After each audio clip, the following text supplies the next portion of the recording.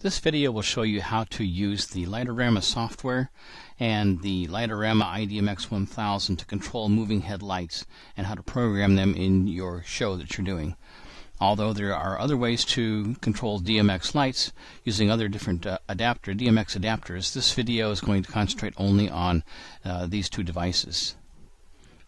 Going into your Light-O-Rama hardware, bring that screen up and you'll take a look at it. What you'll see is the default settings over here, and you're going to be looking for the COM port.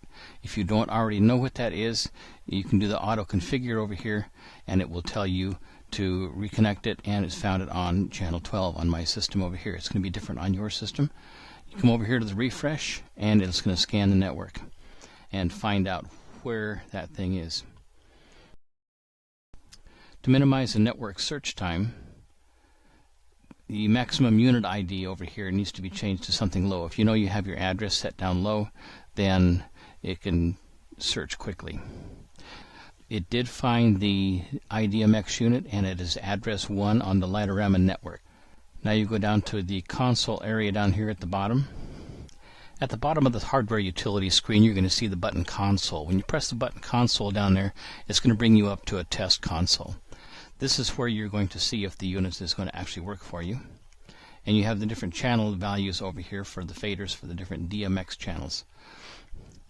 You should be over on the left hand side on a DMX percentage, and your channel group should be extended channel group over here.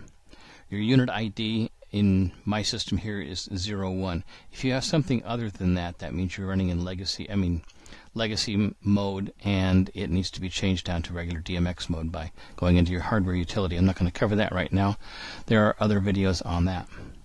What we're going to do here is to check the values of the faders, and as you can see, the moving light's going to go round and round. This is the pan, this is the tilt for this particular device, and other channels. There's 7 channels total in this, as you can see from the DMX chart.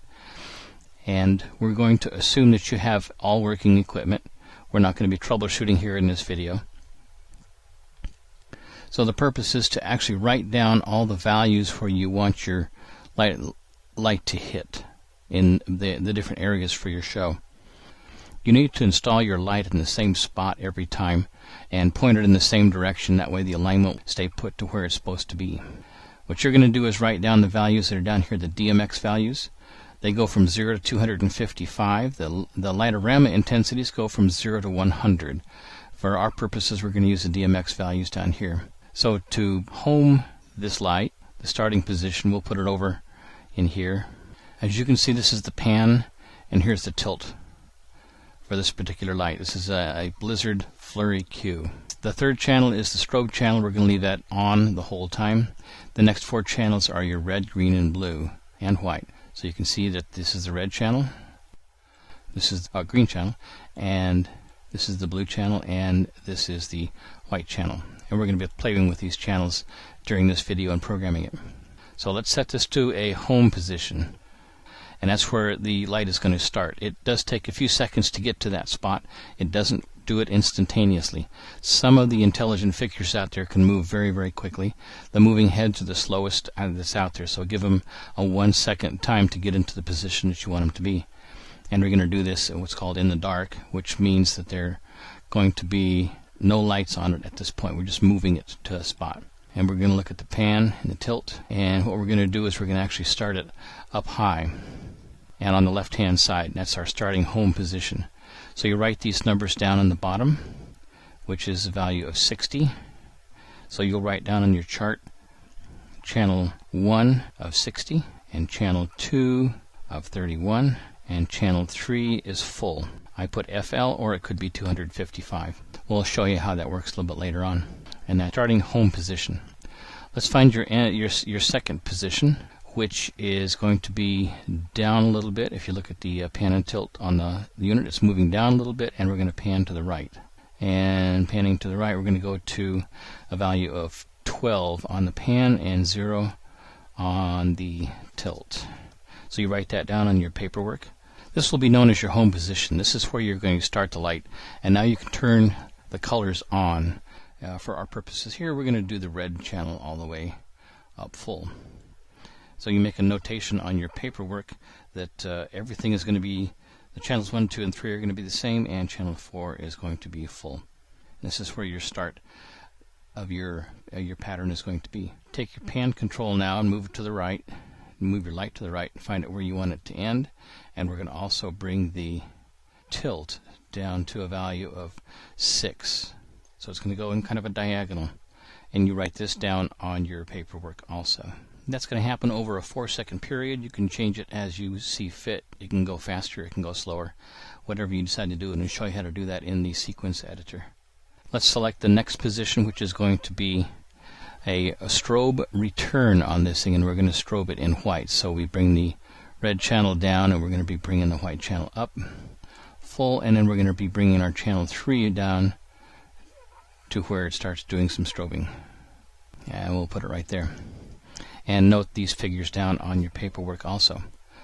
So channel 1 would be 23, channel 2 would be 6, channel 3 would be 242, and channel 7 would be 255 or full. And that's going to be the start of your strobe return. For our example today, we're just going to pan it straight to the left. And it's going to go over here. And the only thing we've changed is the pan channel, which is channel 1, and it's a value of 71. So write that down on your paperwork also. Now that you have all those positions down, you need to write it down on the paper, and we're going to go over to the sequence editor and put it into the very different values.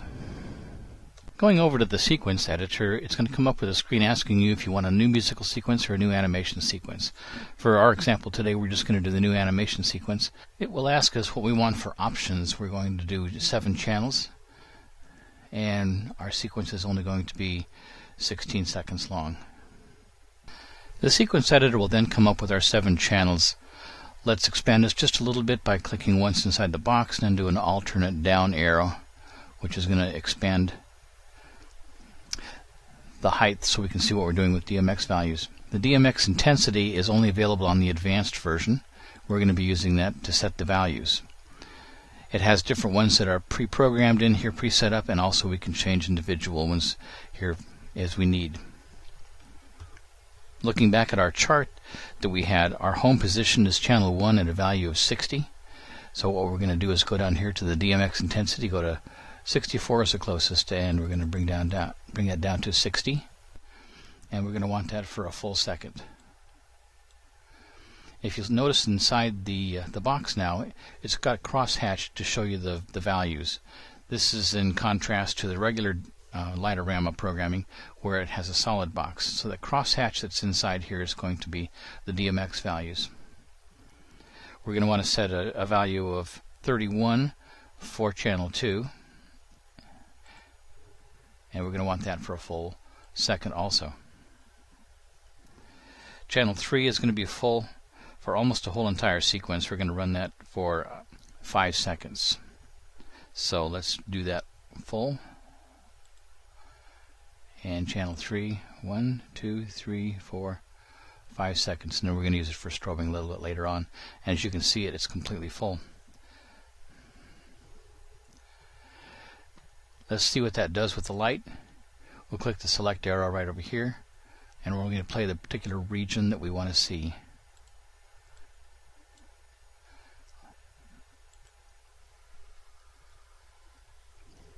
So the light goes to the home position, does not light up, and it will stay there if we have programming beyond it.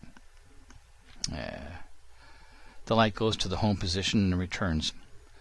For our start location, to start this off, we want to turn the red channel on, which is down here in channel 4. Take a look at our DMX intensity, and yes, it's all the way up. So we're going to want 4 on, and we're going to want that for 4 seconds. That's our red channel.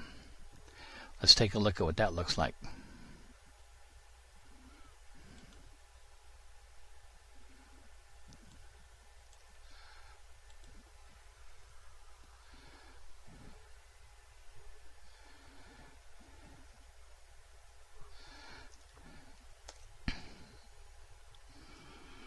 Now that we've got channel 4 lit up, we're going to have to set our ending values. Channel 1 is going to be 23, and the other value is going to be 6. But let's go over here, set the value, DMX value of 23. And we're going to send that at the ending location over here, so we just have to click this thing once inside here. The cursor says, yes, it's an intensity of 23. You may not be able to see it on your screen, but I can see it on mine.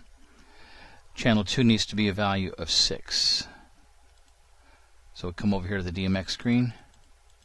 Come over here, value of 6. The final value is 6, and looking inside there, yes, I can see it as 6. Now here's where the fun part begins, as if it's not fun already. The fill key up here in the top, there's a button with the fill key, and you're going to use this to click inside once, and when you do that between two values, it's going to automatically put a ramp between the two. And this is what you want for a smooth fade. And it's going to put a ramp right there also. The same technique can be used for color, if you're going to be doing color, and moving lights, and whatever else you want to use it for. Selection arrow back over here. Let's take a look and see what this thing plays like.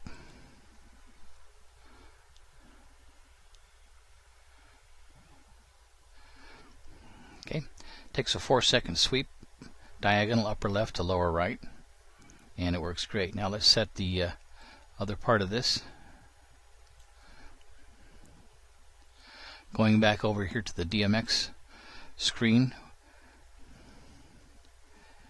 the values that are going to change is channel 3, and channel 3 is going to be at a value of 242. There's one that's close. Bring it up to 242, and you're going to use this for the next 4 seconds. And we're going to leave channel 1 where it's at, and we're also going to change the pan version of it to 71. Our pan is channel 1, so we come over here and click inside here, and that's where we're going to end up. Channel 2 needs to continue on as a value of 6.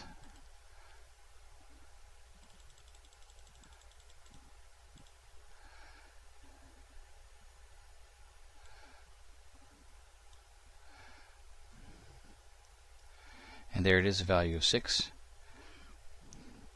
Channel 3 is already set up. That's going to be our strobing channel.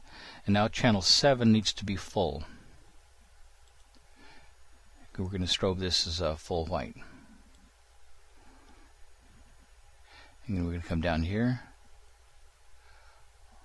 only for the last 4 seconds.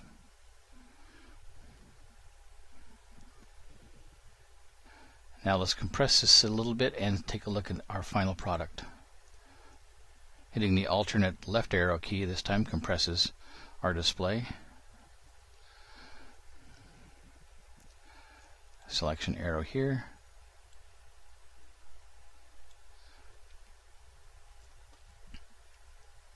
We still have to adjust the pan control. We use that with the fill button. Click once inside of here, it will automatically pan back to the value that we want it. Let's compress this a little bit so we can take a look at our light the way we have it programmed.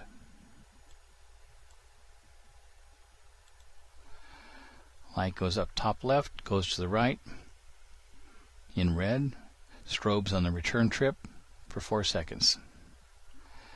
That's the basic programming right there you have for intelligent lights.